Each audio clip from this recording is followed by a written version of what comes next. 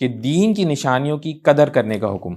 یہاں جو پہلی بات ہوئی وہ کیا کہ دین کی نشانیوں کی قدر کرو. اب اس سے کیا چیز ہے، کیا چیز مراد ہے؟ تو دیگر تفاسیر ہیں. ایک تفسیر یہ کہتی ہے کہ جو چیزیں اللہ سبحانہ تعالیٰ نے فرض کی ہیں، بالکل ظاہر ہیں، ان کا کسی طرح کا مذاق نہیں اڑانا چاہیے. اور جو چیزیں بالکل واضح طور کے اوپر منع ہیں یا حرام ہیں، ان میں کوئی چیز ڈھونڈنی نہیں چاہیے کہ بھئی یہ تو ٹھیک ہے، یہ تو یوں، اس طرح کی باتیں نہیں کرنی چاہیے. اور بھی اس کے علاوہ دیگر تفاسیر ہیں. ایک تفسیر یہ بھی کہتی ہے کہ جس چیز کو اللہ سے نسبت ہو اس کو نہیں کچھ کرنا چاہیے. جیسے ایک مسجد ہے، اس کو اللہ تعالیٰ سے نسبت.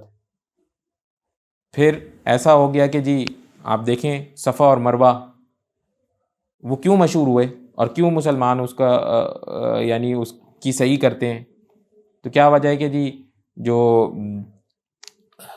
حضرت حاجرہ تھیں تو انہوں نے وہاں کے اوپر چکر لگائے تھے، تو اللہ تعالیٰ نے اس کی وجہ سے، ان کے اس چکر لگانے کی وجہ سے اس کو اللہ تعالیٰ کا شاعر بنا لیا، اپنا شاعر بنا لیا، یعنی نشانی بنا لی.